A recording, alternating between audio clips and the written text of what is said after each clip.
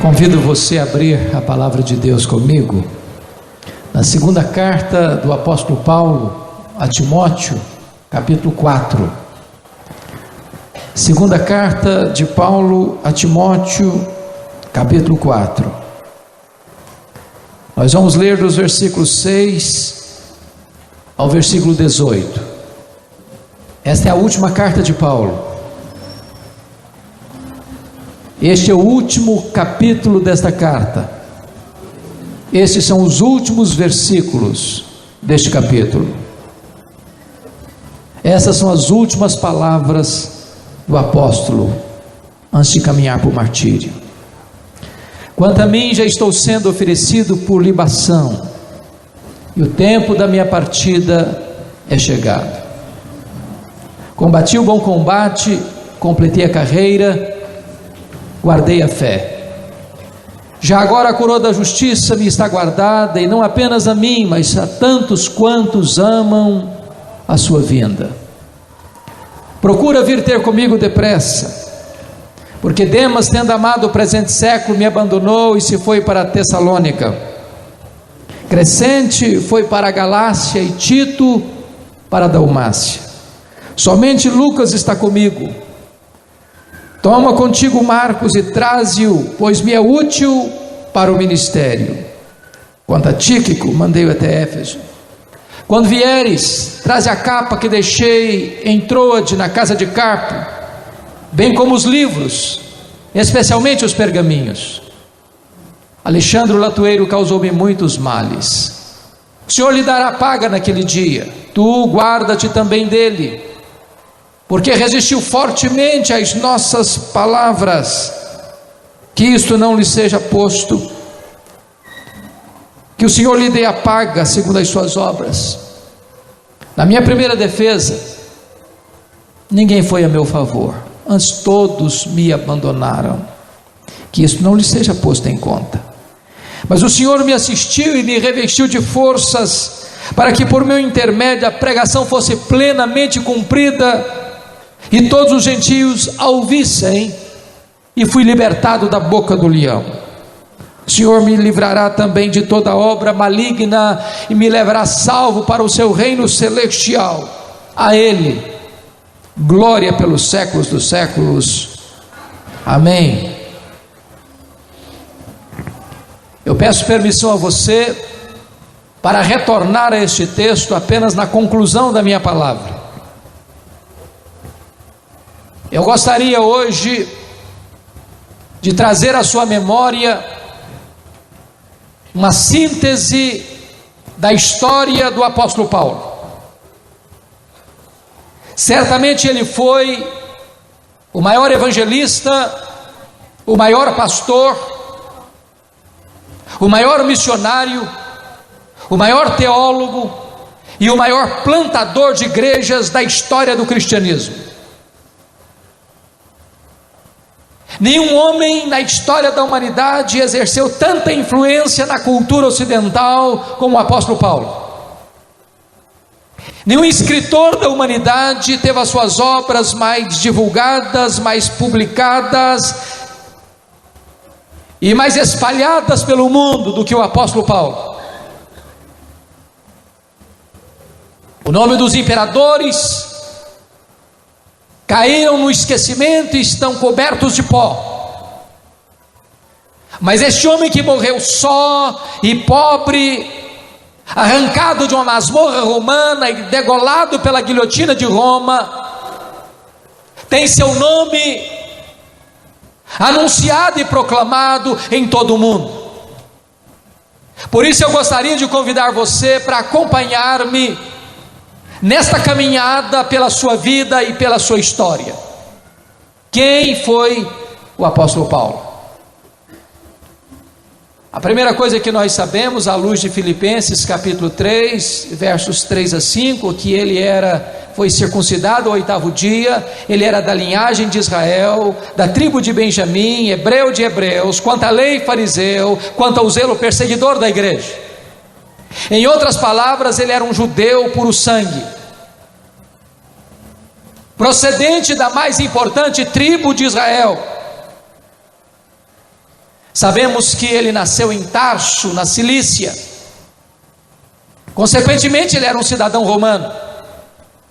Sabemos ainda que seus pais, ainda muito jovem, o enviaram para Jerusalém, a capital religiosa do mundo, onde morava sua irmã, para que ele fosse um rabino. Matriculou-o, portanto, para estudar aos pés do grande rabino e mestre Gamaliel. Tornou-se um jovem brilhante, destacou-se dentre os da sua idade, e na verdade tornou-se um homem culto e enciclopedista. Por exemplo, quando ele escreve, quando ele está na cidade de Atenas, a capital intelectual do mundo, a cidade de Péricles, a cidade de Sócrates, de Platão e Aristóteles, diz a Bíblia que ele discute com os filósofos estoicos e com os filósofos epicureus, que ele cita os filósofos da sua época. Quando ele escreve a sua carta a Tito, ele cita Epimênides, um filósofo do 6º século a.C. Em outras palavras, este homem trafegava com grande desenvoltura pelos corredores do saber humano. Ele foi treinado para ser um rabino, para ser um mestre da lei de Israel, para ser um líder da religião de Israel. Mas ao mesmo tempo que ele crescia aos pés de Gamaliel, também um outro rabino crescia em Israel, não em Jerusalém, a capital bafejada pelo conhecimento e pela cultura religiosa, mas crescia na pobre e esquecida Nazaré. A Bíblia diz que esse rabino de Nazaré, aos 30 anos de idade, vai ao Jordão e é batizado por João Batista e dá início ao seu ministério. E a Bíblia diz que esse rabino de Nazaré, carpinteiro de Nazaré, ele pregava não como os escribas e fariseus, mas como quem tem autoridade, e as multidões começaram a segui-lo, e ele curava os cegos, ele levantava os paralíticos, ele fazia os mudos falar, e os mortos ressuscitavam, e isso despertou inveja no sinédrio judaico. Contrataram testemunhas falsas para perseguir-lhe os passos, prenderam-no, acusaram-no, condenaram-no, pregaram-no em uma cruz para alívio do sinédrio judaico e o sepultaram. Mas ao terceiro dia, no primeiro dia da semana, uma notícia explode em Jerusalém, e com a velocidade de um fogo num rastilho de pólvora percorre toda a cidade, revelando que o túmulo deste rabino da Galileia estava aberto e este rabino estava vivo. Esta notícia perturbou Jerusalém, e Saulo de Tarso, representante do sinédrio, se levanta como opositor do cristianismo, como o maior perseguidor do cristianismo, com a ideia de que ele deveria matar no nascedouro esta nova religião, a religião do caminho. E aqui eu chamo a sua atenção para o primeiro capítulo na história deste homem, Saulo, o maior perseguidor do cristianismo. Preste atenção.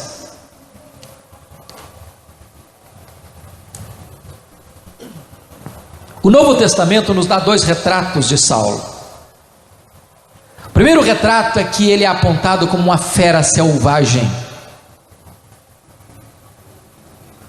Se você notar no capítulo 9, versículo 1, diz que quando ele vai a Damasco, ele vai respirando ameaças e morte contra os discípulos. E essa palavra no grego traz a ideia de uma fera selvagem que, bufando de raiva, salta sobre a sua presa para devorá-la. Ele era uma fera selvagem. Se não, vejamos 1 Timóteo 1,13, ele mesmo se define como um homem insolente, blasfemo e perseguidor. 1 Coríntios 15,9, ele diz: eu sou o menor dos apóstolos, porque eu persegui a igreja de Deus. Atos 8,3 nos informa que ele de forma insolente, entrava nas casas e arrastava presos os homens e mulheres que criam em Jesus. Desta maneira ele assolava a igreja de Deus. Atos 9, versículo 13. Ananias diz: Senhor, tenho ouvido de muitos quantos males tem este homem feito aos santos que vivem em Jerusalém. Gálatas 1,13 diz que ele perseguiu sobremaneira a igreja de Deus e a devastava. Atos 9, versículo 21, o testemunho do povo de Damasco acerca dele é que ele em Jerusalém exterminava os discípulos do Senhor. E a palavra exterminar não é prender, não é bater, é matar. Atos 22, versículo 4, somos informados que ele perseguiu o caminho até a morte. Notem vocês que ele perseguia a religião dos crentes, o caminho. Atos 22, Atos 26, versículo 9, diz que ele entrava nas sinagogas e ele então perseguia com fúria os cristãos, de forma que ele entendia que devia praticar muitos males contra o nome de Jesus. Ele não apenas perseguia os crentes, ele perseguia o Deus dos crentes. Mas Atos 26, versículo 10, somos informados de que ele assim, recebendo a autorização dos principais sacerdotes, encerrou muitos, não poucos, muitos dos santos em prisões, e contra estes muitos dava o seu voto para matá-los. Prestem atenção, que Saulo era um assassino, que Saulo era um assassino em série, que ele mandou matar não poucos, mas muitos crentes em Jerusalém. Diz ainda o texto em Atos 26, versículo 11, que muitas vezes, não poucas vezes, muitas vezes os castiguei por todas as sinagogas. Em outras palavras, ele não respeitava domicílio doméstico, porque entrava nas casas, e ele não respeitava lugares sagrados, porque ele entrava nas sinagogas, e lá dentro das sinagogas ele os castigava, ele os açoitava. E diz o texto ainda no versículo 11 de Atos 26, que demasiadamente enfurecido contra eles e por cidades estranhas os perseguia. Ele não perseguia os crentes apenas em Jerusalém, não apenas em Israel, mas até fora dos limites da nação. Ele era um caçador de crentes, e ele prendia os crentes, e ele batia nos crentes, e ele mandava matar os crentes. Mas diz ainda Atos 26, versículo 11, que quando ele entrava nas sinagogas, ele forçava os crentes a blasfemar. Isso não é apenas perseguição física, isso é perseguição psicológica. Ele chegava e dizia: ou você nega Jesus, ou eu te bato; ou você nega Jesus, ou eu te prendo; ou você nega Jesus, ou eu te mato. Ele era uma fera selvagem, ele era um assassino, ele era um homem cruel, ele era um homem sanguinário. Mas o Novo Testamento nos apresenta uma segunda figura dele. Ele não era apenas uma fera selvagem, ele era um touro indomável.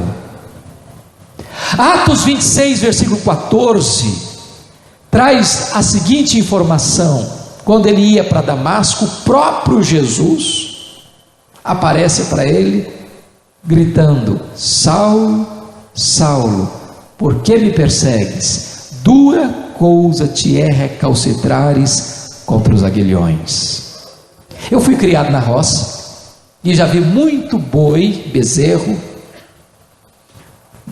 touro sendo amansado para trabalho doméstico. E um dos instrumentos para se amansar um boi é o aguilhão. Às vezes nós pensamos que Deus só começou a trabalhar na vida de Saulo lá no caminho de Damasco, mas isso não é verdade. Toda vez que Saulo entrava numa casa para prender um crente, toda vez que ele entrava numa sinagoga para bater num crente, para prender um crente e para matar um crente, o Espírito de Deus picava a sua consciência. Toda vez que ele ia matar um crente, esse crente, em vez de blasfemar, glorificava a Deus, assim como aconteceu com Estevão. Tinha um rosto parecendo o rosto de anjo, era Deus mostrando a este homem, picando a sua consciência, ferroando a sua consciência, para que ele se rendesse, para que ele se capitulasse, para que ele se convertesse. Mas esse touro bravo não queria ser amansado, esse touro bravo resistia à obra de Deus no seu coração, até o dia em que ele, indo para Damasco, respirando ameaças e morte, o amansador de touro bravo gritou do céu e o jogou ao chão e disse: Saulo, Saulo, por que me persegues? Dura coisa te é recalcitrares contra os aguilhões. O touro bravo está caído, o touro bravo está vencido, o touro bravo está subjugado, o maior perseguidor do cristianismo está convertido ao Senhor Jesus Cristo. Fecha-se aqui o primeiro capítulo da sua vida. Abrimos um novo capítulo, a sua preparação para o ministério. Diz a palavra de Deus que ele é levado, guiado pela mão, cego, para a cidade de Damasco, onde fica na casa de Judas, na rua direita em Damasco. E durante 3 dias ele ora e ele jejua. Quando o Senhor aparece para Ananias e diz: Ananias, vai à rua direita, na casa de Judas, porque Saulo está orando. 3 coisas devem acontecer com ele. Primeiro, impõe as mãos sobre ele, para que ele seja curado e volte a ver. Segundo, ele precisa ser batizado. Terceiro, ele precisa ser cheio do Espírito Santo. Ananias não vai sem resistência e diz: Senhor, eu tenho ouvido de muitos quantos males tem feito este homem aos santos em Jerusalém. Mas Deus diz: vai, porque ele está orando. E diz a Bíblia que Ananias impõe as mãos sobre Paulo e ele é curado. Diz a Bíblia que Ananias o batiza, e diz a Bíblia que Ananias impõe as mãos sobre ele novamente, ele recebe o Espírito Santo. Mas às vezes, irmãos, nós imaginamos que Saulo foi imediatamente e poderosamente usado por Deus logo após a sua conversão. Isso não é um fato, e eu procurarei mostrar isso para os irmãos nesta noite. Atos 9, versículo 20.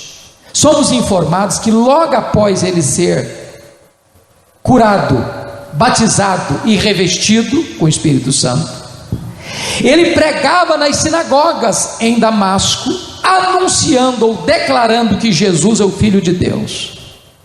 Notem o conteúdo da pregação, ele afirmava que Jesus é o Filho de Deus, era uma mensagem declaratória. Mas em Atos 9, 22, somos informados que ele mais e mais se fortalecia e confundia os judeus, demonstrando que Jesus é o Cristo.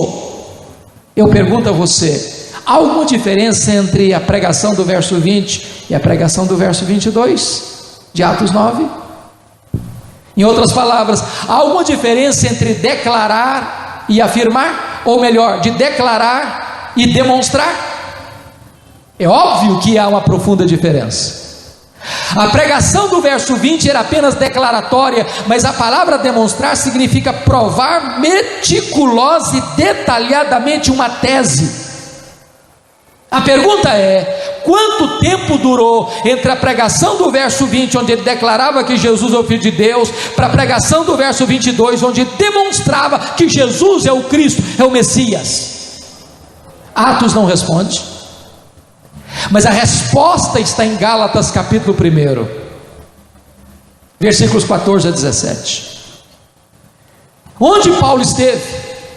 O intervalo de Atos 9:20 para Atos 9:22 são 3 anos. E nesse tempo Saulo esteve na Arábia. E diz a Bíblia que quando o Senhor lhe apareceu, ele não partiu para Jerusalém onde estavam os apóstolos, nem consultou carne e sangue, mas ele recebeu do próprio Senhor Jesus a revelação do seu evangelho. E depois ele voltou a Damasco, e 3 anos depois ele então vai a Jerusalém. Notem isso. O que ele ficou fazendo nesses 3 anos na Arábia? Um seminário intensivo com Jesus. Ele recebe a revelação direto de Jesus. É por isso que Paulo é chamado de o teólogo do mistério. Nesse tempo ele vai reler o Antigo Testamento e perceber que aquele Jesus que ele perseguira de fato era o Messias. Convencido desta verdade, ele retorna a Damasco depois de 3 anos na Arábia, e agora em Atos 9:22 diz que ele confunde os judeus, porque agora ele demonstra que este Jesus de fato é o Messias, é o Cristo. O que lhe acontece? Ele é perseguido e ele tem que fugir de Damasco, num cesto muralha abaixo. Aí ele pensa: agora eu vou para Jerusalém, lá está a igreja mãe, lá estão os apóstolos, lá eu conheço cada metro quadrado da cidade, lá eu fui criado aos pés de Gamaliel, lá eu persegui a igreja de Deus, lá eu vou ser o homem estratégico de Deus para ganhar aquela cidade. Talvez ele pudesse pensar mais: eu sou o único homem competente para liderar a causa cristã nessa cidade. Os outros apóstolos, todos eram da Galileia, exceto Judas Iscariotes, que era um apóstata e já estava morto. Os outros não apenas eram da Galileia, mas eles eram homens incultos, que não tinham capacidade, no entendimento de muitos, de enfrentar o sinédrio, os sacerdotes e os escribas e os fariseus, homens tão versados nas escrituras e homens tão cheios de cultura intelectual. Diz a escritura em Atos 9, versículo 26, que quando ele chega em Jerusalém, todos os discípulos, não alguns dos discípulos, todos os discípulos não acreditaram nele. Todos pensaram que ele estava blefando, todos pensaram que ele estava sabotando o cristianismo. Ninguém lhe deu boas-vindas na igreja de Jerusalém. Foi o primeiro golpe no orgulho dele. Mas por intervenção de Barnabé, versículo 27 de Atos 9, o pai da consolação, Barnabé o introduz na igreja de Jerusalém, e agora diz a Bíblia que ele, com desenvoltura, sai e entra e discute com os helenistas, e anuncia e prega com grande força e entusiasmo, mas diz a Bíblia que os helenistas querem matá-lo, e os irmãos se reúnem e diz: Paulo, você não pode ser nosso pastor, nós não queremos que você fique aqui. Você já pôde sentir alguma vez o que é ser despedido da igreja e os crentes não querem que você fique na igreja? Qual foi a atitude de Saulo? Disse: mas eu não quero sair. E ele não saiu. Mas não foi só isso. Atos 22, você pode conferir isso. Atos 22, versículo de número 17, nos informa que não apenas o povo não queria que ele ficasse, Deus não queria que ele ficasse. Porque quando ele estava em Jerusalém, apareceu o Senhor numa visão e disse: Paulo, vai embora da cidade, eles não vão te ouvir. Sabe o que ele fez? Ele não saiu, ele discutiu com Deus. Ele diz: mas Deus, eu persegui a igreja aqui.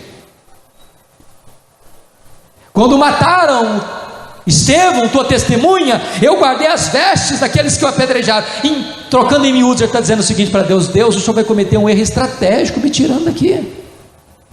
Eu sou o homem, me perdoe da expressão, eu sou o cara. Eu conheço essa cidade como ninguém. Eu me criei aos pés de Gamaliel. Eu persegui a igreja. Eu tenho o melhor currículo para ser o pastor da igreja de Jerusalém. Eu tenho o melhor cabedal para ser o líder do cristianismo nesta cidade. O problema é que Deus não mudou. Foi Paulo quem precisou mudar e mudar-se. Sabe o que aconteceu? Ele não foi embora. Ele não saiu, mesmo Deus mandando ele embora. Volte para Atos 9, por favor. Versículo 30. Você vai perceber algo interessante. Tendo, porém, isto chegado ao conhecimento dos irmãos, levaram-no até Cesareia. Veja você que ele não foi, ele foi levado. Ele foi tirado a reboque, como Ló de Sodoma. Ele não foi por iniciativa própria, embora o povo não queria que ele ficasse, e Deus não queria que ele ficasse, mas ele queria ficar, porque na verdade ele precisava aprender a maior lição do seu ministério, e você e eu também. Que lição? A lição de sair da antiga aliança para a nova aliança. Na antiga aliança você diz: tudo depende de mim. Na nova aliança você diz: tudo depende de Deus. Ele havia ensinado essa verdade mais tarde na segunda carta aos Coríntios, capítulo 2, versículos 14 a 17. Graças, porém, a Deus, que em Cristo sempre nos conduz em triunfo, e por meio de nós manifesta a fragrância do seu conhecimento, tanto nos que são salvos, como nos que se perdem. Para uns nós somos cheiros de vida para vida, para outros cheiro de morte para morte. Mas quem é suficiente para estas coisas? Ele não dá resposta. Só vai dar resposta no capítulo 3, versículo 5, quando ele diz: a nossa suficiência vem de Deus. Ele tinha que entender isso. Só mais tarde ele vai entender. Sabe o que aconteceu? Diz o versículo 30, que o levaram para Cesareia, e dali o enviaram para onde mesmo? Para Tarso. Sabe onde era Tarso?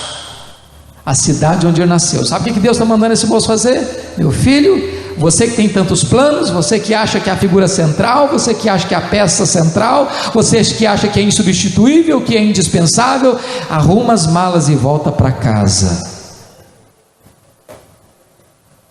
Não existe homem insubstituível. Quem faz a obra não é você, não sou eu. A obra de Deus é feita por Deus, nós somos apenas os instrumentos. Quanto tempo ele ficou lá? Muitos anos, talvez mais de 10 anos. Fazendo o quê? Eu não sei, mas ficou no anonimato. No anonimato. Mas o pior não veio ainda. Deus ainda ia golpear o orgulho dele. Porque Atos 9,31 diz que no dia que Paulo arrumou as malas e foi embora de Jerusalém, a igreja passou a ter paz, a igreja passou a crescer. Você quer coisa pior do que isso para um pastor? No dia que ele arruma as malas e vai embora da igreja, todos os problemas da igreja se resolvem, e a igreja explode em crescimento.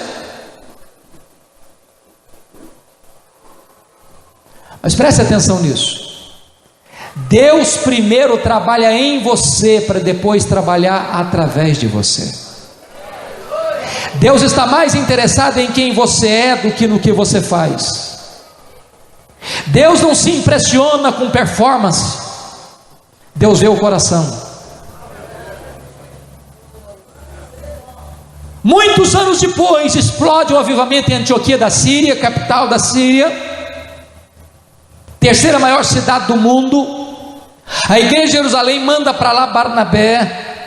Barnabé se alegra ao ver a graça de Deus prosperando, lembra-se de Saulo e vai a Tarso e pega Saulo para trabalhar com ele. Diz a Bíblia que durante um ano eles ensinam a palavra de Deus, e depois de um ano, estando eles orando e jejuando, o Espírito Santo disse: separai-me agora a Barnabé e a Saulo para a obra a que os tenho chamado. Notem uma coisa: o Espírito Santo não disse separai-me Saulo e Barnabé. O Espírito Santo disse separai-me Barnabé e Saulo. O que significa isso? Significa que ele tinha que trabalhar debaixo da autoridade, da liderança de Barnabé. Ele não era o líder, ele era o liderado.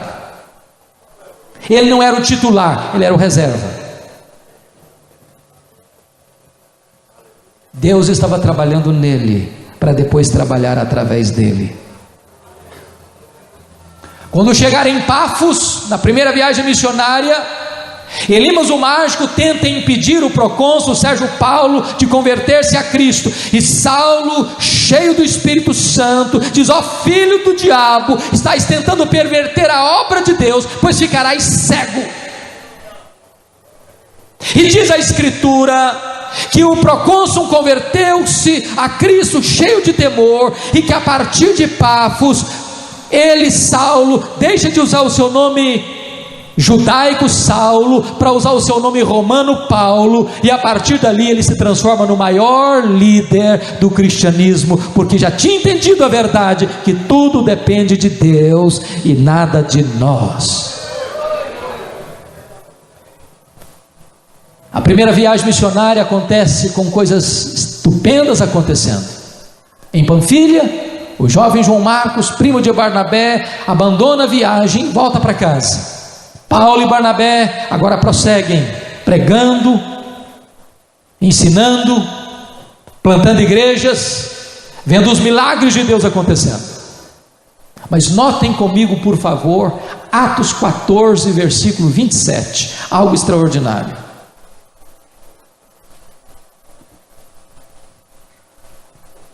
Voltam da primeira viagem missionária, reúnem a igreja em Antioquia, e diz o texto: ali chegados, reunida a igreja, relataram quantas coisas fizera Deus com eles, e como abrira a porta da fé aos gentios. Chama sua atenção para duas coisas. Primeiro, há espaço para testemunho na igreja. Segundo, não há espaço para projeção humana na igreja. Notem que eles relatam quantas coisas fizera Deus, não quantas coisas fizeram eles. Relatam como Deus abriu a porta à fé, não como eles abriram a porta. Amados irmãos, quantas vezes nós temos assistido pregadores colocando nos outdoors seus feitos? Quem faz a obra é Deus, amados. É Deus quem faz, é Deus quem abre corações, é Deus quem abre o caminho, é Deus quem converte, é Deus quem dá o arrependimento, é Deus quem dá a fé, é Deus quem santifica, é Deus quem regenera, é Deus quem faz a obra. Nós somos os instrumentos, portanto toda a glória tem que ser dada a Deus.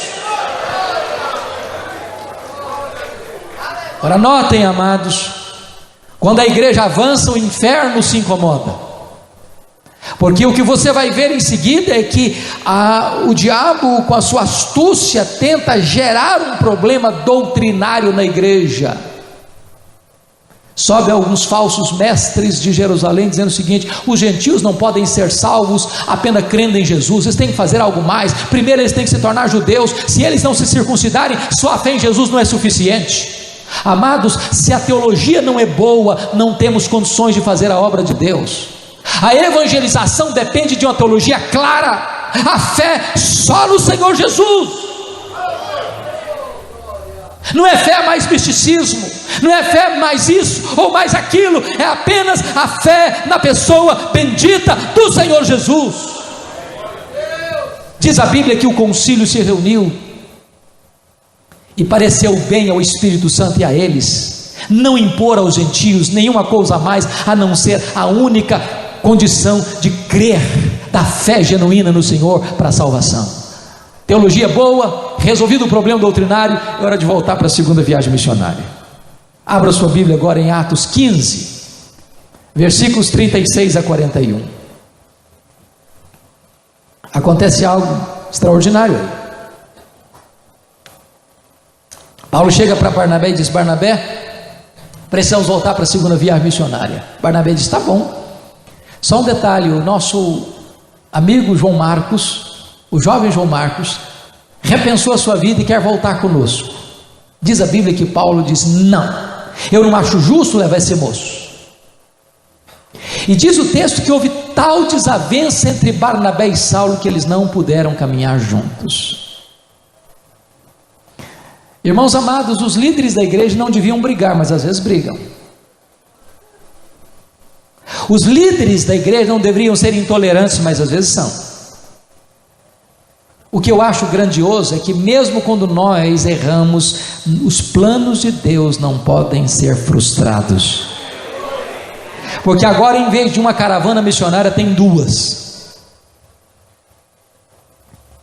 O relato vai nos passar, no livro de Atos, por Paulo e Silas. Mas preste atenção, que o Paulo que está rejeitando o jovem João Marcos vai mudar de ideia mais tarde. E agora diz a Bíblia que vão para a segunda viagem missionária, e o propósito de Paulo é entrar na Ásia, mas diz a Bíblia que o Espírito de Deus os impede de entrar na Ásia, e ele escuta uma voz de um varão macedônio dizendo: passa a Macedônia e ajuda-nos. Eu não sei se você tem a clara noção do que isso implica para o Ocidente. Se hoje estamos aqui, se hoje o Ocidente é cristianizado, devemos a esta obra soberana de Deus embocar a viagem missionária para o Ocidente e não para o Oriente. E diz a Bíblia que agora eles entram na Europa, e Paulo chega em Filipos, e eu chamo a sua atenção para esse ponto. A obra missionária é dirigida por Deus, mas quem escolhe os melhores métodos somos nós. Porque Paulo não para em qualquer cidade. Se você perceber, as cidades listadas aí são todas cidades importantes: Filipos, Tessalônica, Bereia, Atenas e Corinto. Filipos era a colônia romana, Tessalônica era a capital da Macedônia, Bereia era uma cidade importante da Macedônia, Atenas era a capital intelectual do mundo, Corinto era a capital da Caia. O que é que isso nos ensina? Hoje às vezes nós vamos pensar em plantar uma igreja, muitas vezes se compra o pior terreno, no bairro mais escondido, na rua mais escondida, no terreno mais difícil, e plantamos uma igreja que vai virar congregação durante 20 anos, quando nós deveríamos pensar estrategicamente em plantar igrejas estratégicas que possam, a partir dali, o evangelho irradiar-se por toda a região. Agora note uma coisa: o fato de você estar fazendo a obra de Deus, dentro do calendário de Deus, segundo a vontade de Deus, não significa que você vai ter facilidades. Paulo foi preso em Filipos, Paulo foi escorraçado em Tessalônica, Paulo foi enxotado de Bereia, Paulo foi chamado de tagarela em Atenas, e Paulo foi chamado de impostor em Corinto. Ele passa 18 meses em Corinto, e de Corinto ele escreve a primeira carta dele à Galácia, a igreja da Galácia, escreve as duas cartas à igreja de Tessalônica. Volta para a terceira viagem missionária, e agora ele vai para Éfeso, a capital da Ásia Menor, a cidade onde havia o templo de Diana, uma das 7 maravilhas do mundo antigo. E diz a Bíblia que ele fica lá 3 anos, e nesses 3 anos, pregando o evangelho de casa em casa e publicamente, o evangelho se espalhou por toda a Ásia Menor. E diz a Bíblia que em Éfeso ele enfrentou lutas maiores do que suas forças, ele enfrentou feras. Era hora de voltar. E diz a Bíblia que Paulo estava comprometido com a causa dos pobres. Aliás, diz Gálatas 2,10, que antes de ir para os gentios, ele fez um compromisso com os apóstolos em Jerusalém, que ele ia para os gentios, mas ele não se esqueceria dos pobres. E assim estamos aprendendo que evangelização e ação social não são coisas antagônicas, elas se completam. E Paulo fez uma coleta para os pobres da Judéia, nas igrejas gentílicas na Macedônia e Acaia. Por quê? Você lê em Atos 18:2 que no período do imperador Cláudio houve uma expulsão de todos os judeus de Roma, e os judeus tiveram que sair de Roma sem suas casas, sem seus bens, e isso provocou uma grande crise financeira entre os judeus, e havia fome entre os judeus na Judéia, e Paulo vai se preocupar com eles. E agora diz a Bíblia que Paulo está saindo de Éfeso, e de Éfeso ele escreve as suas 2 cartas aos Coríntios, e ele está saindo de Éfeso para levar a oferta para os pobres da Judéia, e nessa saída de Éfeso, quando passa pela Macedônia, ele escreve a sua carta aos Romanos, por 2 razões. Primeiro, porque ele quer pedir orações da igreja para a viagem a Jerusalém, porque ele sabe que ele vai encontrar cadeias e tribulações. Segundo, porque ele quer que a igreja de Roma seja a base missionária para ele ir à Espanha. E terceiro, porque ele quer apresentar à igreja da capital uma fiel exposição do Evangelho. Dali ele parte para Mileto, chama os presbíteros de Éfeso e dá conselho para eles. E ele diz assim nos versículos 21 a 23: o Espírito Santo me revela que o que me espera pela frente são cadeias e tribulações. Mas parte assim mesmo, e chega a Cesareia Marítima. E quando chega em Cesareia Marítima, o profeta Ágabo sobe de Jerusalém, pega o cinto de Paulo, amarra suas mãos, amarra os seus pés e profetiza: Paulo, não suba para Jerusalém, porque eles vão prender você lá. E quando dizem isso, os discípulos tentam dissuadir o apóstolo Paulo de ir a Jerusalém, e ele diz: o que vocês estão fazendo comigo? Eu estou pronto não só a ser preso, eu estou pronto a morrer pelo nome de Jesus. Ele vai para Jerusalém e ele é preso, mas ele testemunha para o povo na cidade, ele testemunha para o Sinédrio, e diz a Bíblia que 40 judeus entram em conspirata, fazendo um voto de não comerem e não beberem antes de matar Paulo. A notícia vaza, e Paulo escuta o Senhor falando para ele na masmorra, na prisão e na fortaleza de Antônio em Jerusalém: coragem, Paulo, porque assim como você deu testemunho em Jerusalém, eu quero que você dê testemunho também em Roma. A notícia da conspiração chega aos ouvidos do sobrinho de Paulo. Ele vai à cadeia, mostra para Paulo, revela para Paulo o plano nefasto do seu assassinato. Paulo chama o comandante, comunica ao comandante, e à noite, sob forte escolta romana, Paulo é trasladado de Jerusalém para Cesareia Marítima, quartel-general de Roma na Palestina. E Paulo fica durante 2 anos preso, acusado pelos judeus em Cesareia Marítima. Com a mudança do governo de Félix para Festo, Festo sobe a Jerusalém, conversa com o Sinédrio, e o Sinédrio tenta cooptar o governador Festo, corrompendo para que Festo mandasse para Jerusalém, porque o problema, segundo o Sinédrio, era um problema doméstico, mas a intenção deles era matar Paulo na estrada. Paulo, percebendo que Festo estava para entregá-lo, usando o direito de cidadão romano, diz: eu sou cidadão romano e eu quero ser julgado em Roma. Festo disse: para Roma você escolheu, para Roma você irá.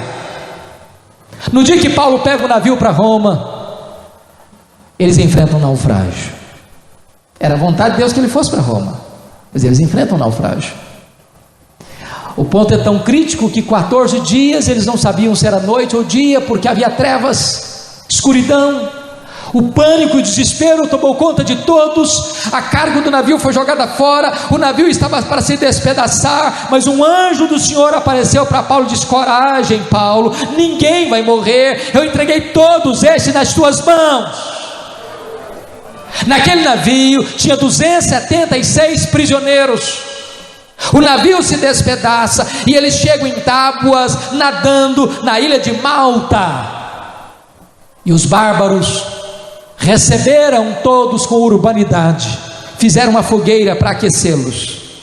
E dos 276 prisioneiros, o único que se preocupou em manter a fogueira acesa foi o apóstolo Paulo. Foi catar gravetos, e ao jogar esses gravetos na fogueira, uma víbora sai do fogo e prende na sua mão, e os bárbaros gritam imediatamente: é um assassino, tendo se livrado do mar, a justiça não o deixa viver, vai cair, vai inchar, vai morrer. Paulo não caiu, Paulo não inchou, Paulo não morreu. Mudaram de opinião. É um Deus, nem um Deus, nem um assassino, um servo do Deus Altíssimo. Na verdade não foi o naufrágio que levou Saulo, ou melhor, Paulo, para Malta, foi a mão da providência divina. Porque o prefeito, o pai do prefeito estava doente, Paulo orou por ele, ele foi curado. Os demais enfermos vieram e Paulo orou por eles e eles foram curados. E agora diz a Bíblia que os bárbaros enviam Paulo para Roma com todas as regalias que ele precisava. Ele chegou em Roma preso, algemado. numa prisão domiciliar onde ele pagava o aluguel. Mas ele escreve a carta aos Filipenses, capítulo 1, versículo 12, dizendo assim: eu quero que vocês saibam, meus irmãos, que as coisas que me aconteceram têm antes contribuído para o progresso do Evangelho. Que coisas aconteceram para você, Paulo? Fui perseguido em Damasco, fui rejeitado em Jerusalém, fui esquecido em Tarso, fui apedrejado em Listra, fui açoitado em Filipos, fui escorraçado em Tessalônica, fui enxotado de Bereia, fui chamado de tagarela em Atenas, fui chamado de impostor em Corinto, enfrentei feras em Éfeso, fui preso em Jerusalém, fui acusado em Cesareia, enfrentei um naufrágio para Roma, fui picado por uma cobra em Malta. Mas eu quero que vocês saibam que eu cheguei em Roma preso, mas essas coisas contribuíram para o progresso do Evangelho. A palavra progresso na língua grega significa abrir caminho. Era exatamente a palavra usada para os engenheiros de Roma quando iam abrindo estradas para o imperador passar. Eu quero dizer para você que Deus não é sádico, que quando Deus permite o sofrimento na vida dos seus filhos, Deus não desperdiça o sofrimento na vida dos seus filhos. Os sofrimentos na vida dos filhos de Deus são picadas que Deus vai abrindo para o progresso do Evangelho. Porque Paulo estava preso, a igreja foi mais encorajada a pregar. Porque Paulo estava preso, algemado, ele evangelizou a guarda pretoriana, 16.000 soldados de escol, a guarda pessoal do imperador, gente que transitava nos corredores do palácio, todo dia, durante 2 dias, em 3 turnos diários, um soldado do lado direito, outro soldado do lado esquerdo, amarrado a Paulo. E ele evangelizando, e ele testemunhando. Quando ele escreve a carta aos Filipenses 4:22, ele diz: os santos vos saúdam, especialmente os da casa de César. Na verdade, Deus abriu uma agência missionária para Paulo, lá dentro do palácio de Nero. Ele disse: eu não sou prisioneiro de Roma, eu não sou prisioneiro de César, eu sou prisioneiro de Cristo, eu sou embaixador em cadeias, eu estou preso, mas a palavra de Deus não está algemada.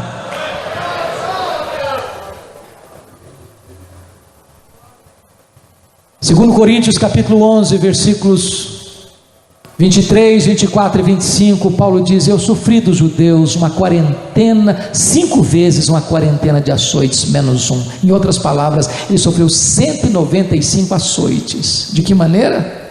Chicote, com correias de couro cru, com ponta de osso na ponta. E quando se arrancava a roupa da pessoa e se chicoteava essa pessoa, rasgava-se a carne, o sangue espurrava.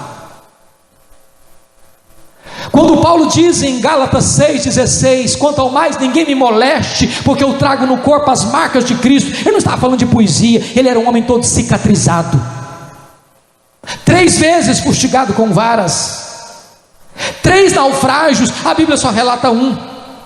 Perigos de rios, perigos de mares, perigos de desertos, perigos de estradas, perigo entre estrangeiros, perigo entre patrícios, e ainda mais, diz ele, pesava sobre mim a preocupação com todas as igrejas, temores por fora, pressões por dentro. Mas eu quero que vocês saibam que as coisas que me aconteceram têm antes contribuído para o progresso do Evangelho. Porque ele estava preso, e ele não podia visitar as igrejas. Sabe o que ele fez? Começou a escrever cartas. É por isso que nós temos as cartas da primeira prisão: Efésios, Filipenses, Colossenses e Filemon, cartas que abençoam o mundo ainda hoje. 2 anos preso. Por esta libertação, ele orou e pediu oração. Ele queria sair e saiu dessa prisão. Ao sair dessa prisão, ele não sai para se aposentar, ele não sai para deitar numa rede, ele não sai para ficar numa cadeira de balanço, ele não sai para vestir um pijama, ele sai para visitar as igrejas, ele sai para pregar o Evangelho. Talvez ele tenha ido à Espanha, e ele chega e deixa Timóteo em Éfeso, e ele deixa Tito na ilha de Creta, e ele está fazendo a obra de Deus. E nesse período ele escreve mais 2 cartas, no interregno da primeira para a segunda prisão. Escreve 1 Timóteo, escreve Tito. Mas irmãos, a política do mundo vai mudar.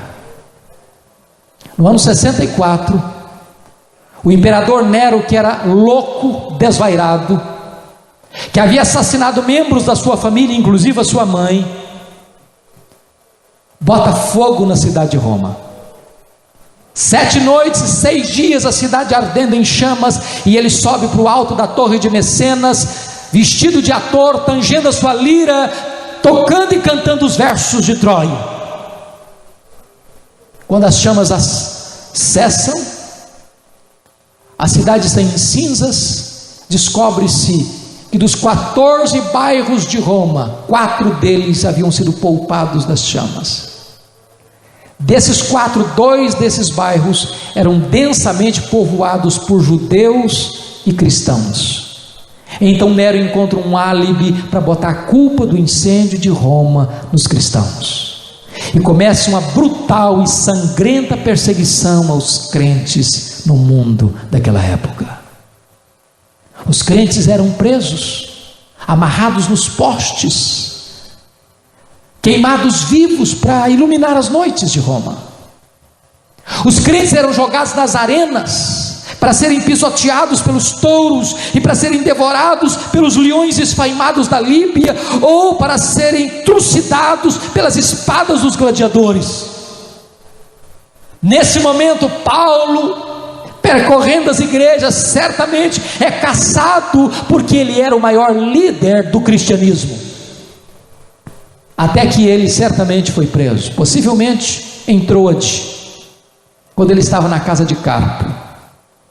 E a prisão foi tão violenta e tão repentina que não deu nem para pegar os seus objetos pessoais. Deixou para trás a sua capa, deixou para trás os seus livros, deixou para trás os seus pergaminhos. Mas agora ele não vai para uma prisão domiciliar, agora ele vai para uma masmorra subterrânea, úmida, escura, fria, insalubre, de onde os prisioneiros saíam leprosos ou para o martírio. É desta prisão que ele vai escrever sua última carta, 2 Timóteo. E agora eu peço você que abra sua Bíblia no texto lido para nós encerrarmos.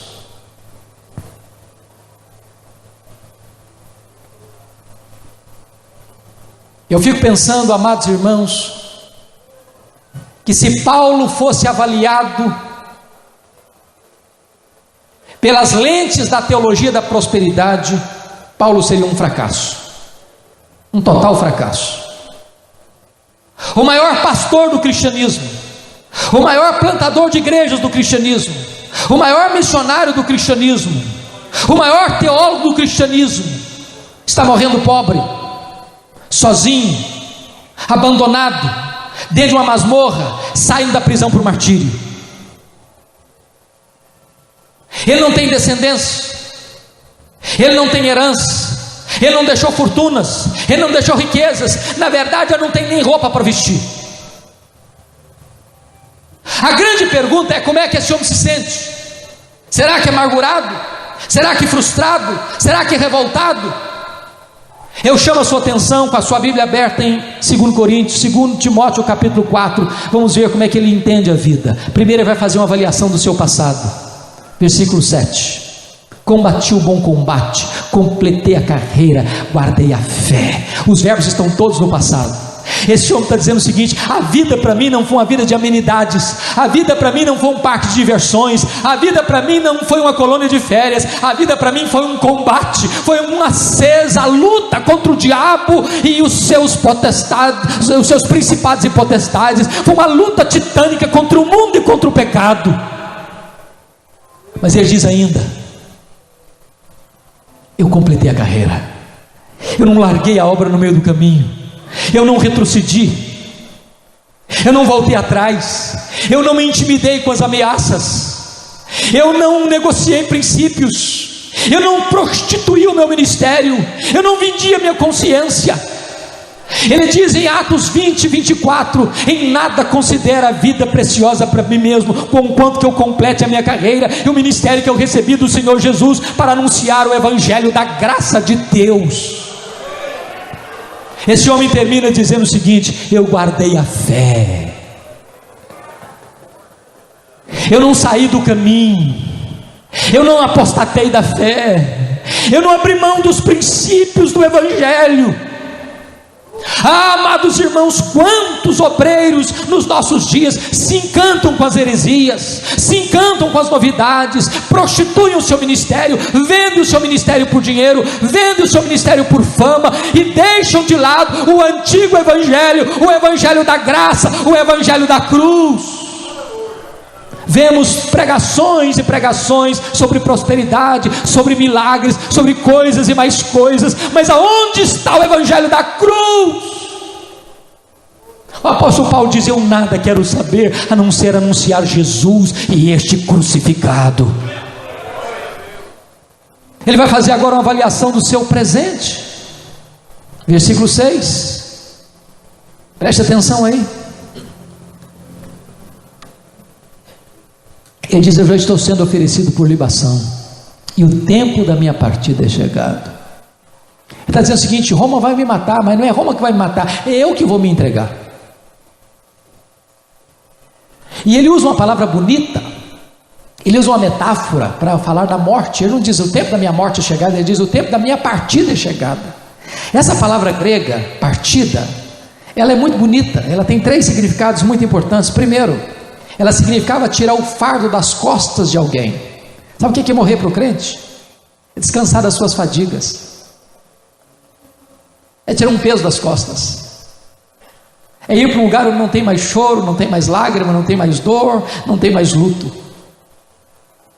Segundo significado da palavra partida no grego, era desatar um bote amarrado para que ele se engrasse as águas e atravessasse para o outro lado. Sabe o que é morrer para um crente? É fazer a principal e última viagem da vida, rumo à pátria celestial. Terceiro significado da palavra partida: a palavra partida significava afrouxar as estacas de uma barraca, levantar acampamento e voltar para sua casa permanente. Sabe o que é morrer para um crente?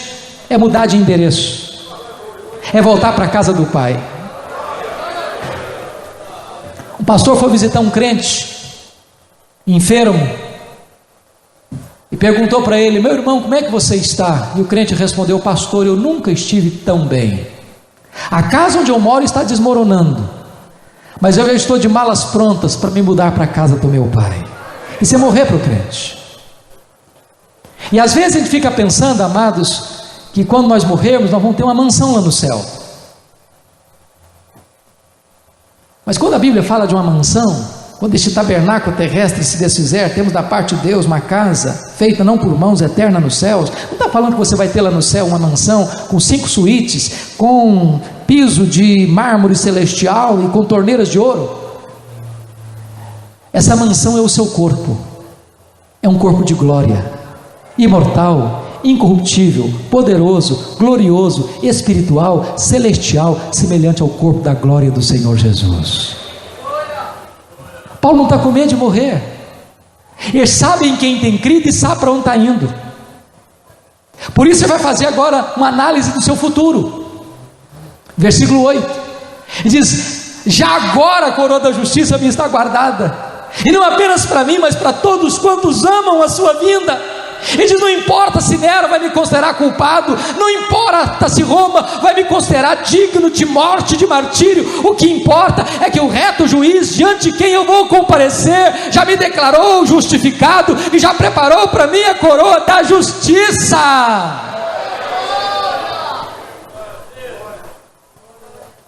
Mas, amados irmãos, apesar de tantas convicções, o apóstolo Paulo, a partir do versículo 9, vai descrever os seus sentimentos humanos acerca do que está vivendo.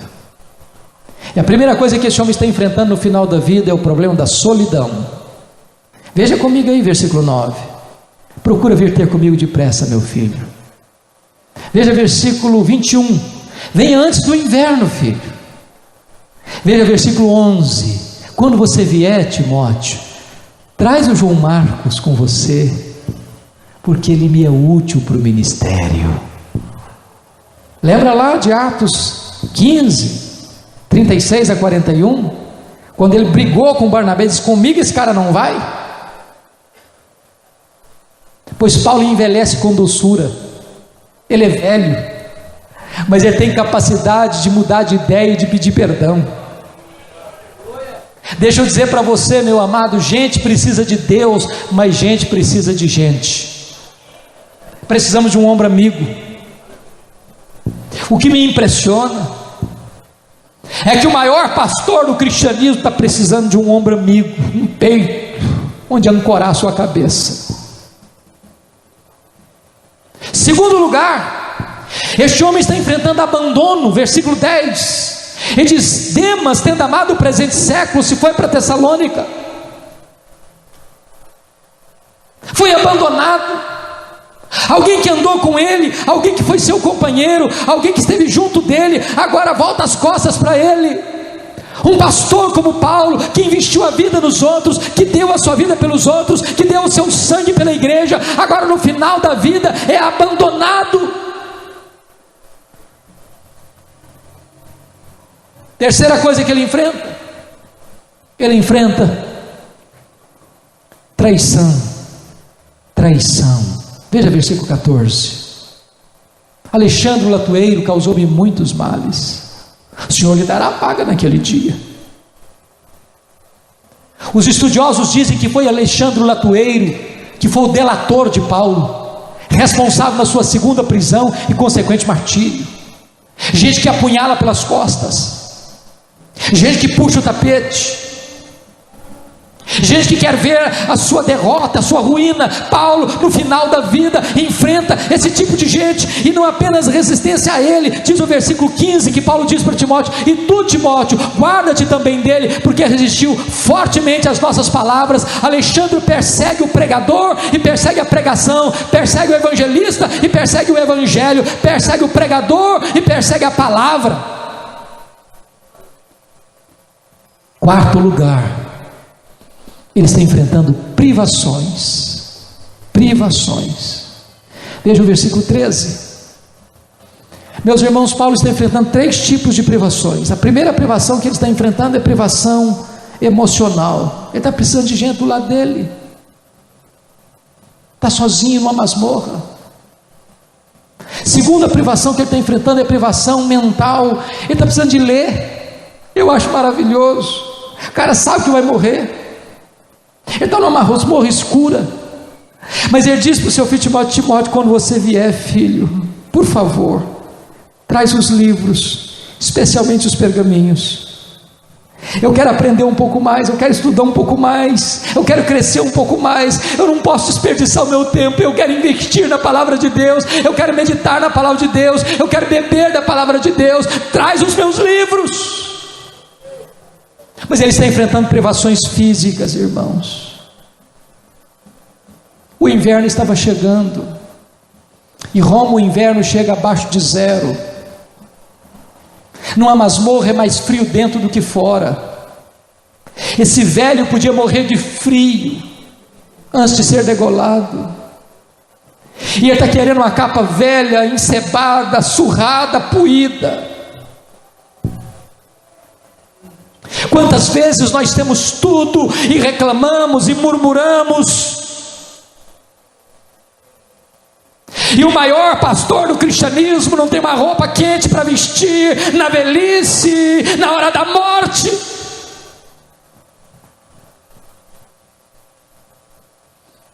Mas em quinto lugar, ele está enfrentando o drama da ingratidão. Versículo 16, ele diz: na minha primeira defesa, ninguém foi a meu favor, antes todos me abandonaram. Você pode entender o que é isso? Aquele que plantou igrejas na província da Galácia, na província da Macedônia, na província da Acaia, na província da Ásia Menor, aquele que evangelizou de Jerusalém ao Ilírico, aquele que deu a sua vida pelo evangelho, aquele que deu a vida pelas almas, agora na hora que precisa de alguém no tribunal, de uma palavra em seu favor, ninguém aparece. Ingratidão cruel.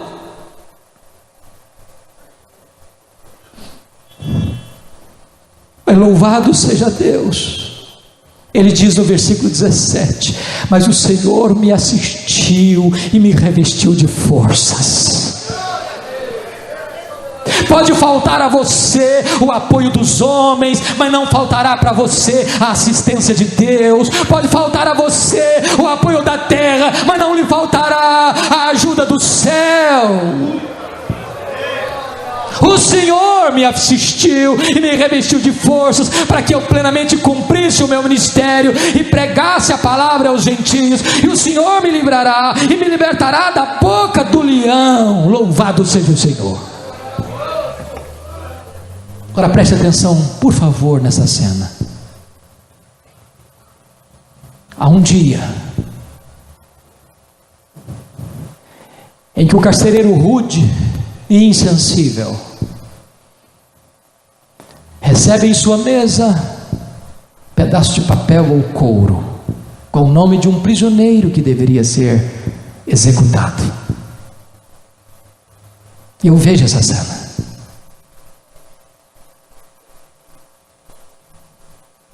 E esse carcereiro pega um molho pesado de chaves, segura na outra mão uma tocha de fogo,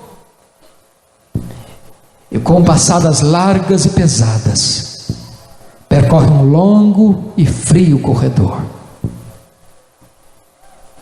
Abre uma pesada porta de ferro que range nos seus gonzos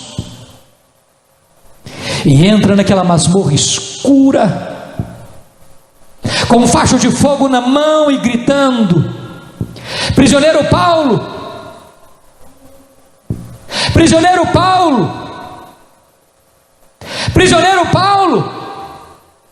E lá do fundo da masmorra, o velho, surrado com as marcas de Cristo, responde: sou eu, estou aqui. Ele é amarrado, arrancado da masmorra, percorre um longo corredor, chega ao local do patíbulo. O carcereiro lhe pergunta: você quer dizer alguma coisa antes de morrer? Talvez pensando que Paulo pudesse expor a sua mágoa, a sua revolta.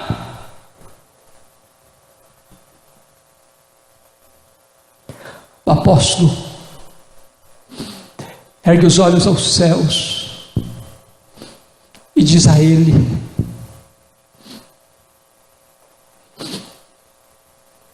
ao Senhor Jesus seja a glória pelos séculos dos séculos. Botou a cabeça no cepo. A guilhotina de Roma tosou-lhe a cabeça, corpo para um lado, cabeça do outro. Tombou na terra como um mártir, levantou no céu como um príncipe. É este homem que diz para você e para mim: sede meus imitadores, como eu sou de Cristo. Que Deus nos ajude, irmãos, a vivermos este evangelho, a termos este cristianismo viril e a voltarmos para a supremacia da fé cristã. Curva sua fronte, por favor. Vamos orar. Ah, Senhor, diante da história do apóstolo Paulo,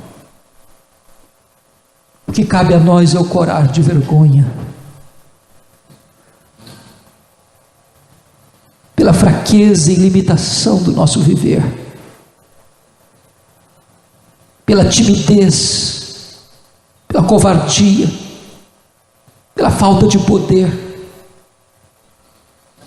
pela falta de compromisso, pela falta de zelo, pela falta de visão, pela ausência de paixão. Compadece-te de nós, ó Deus.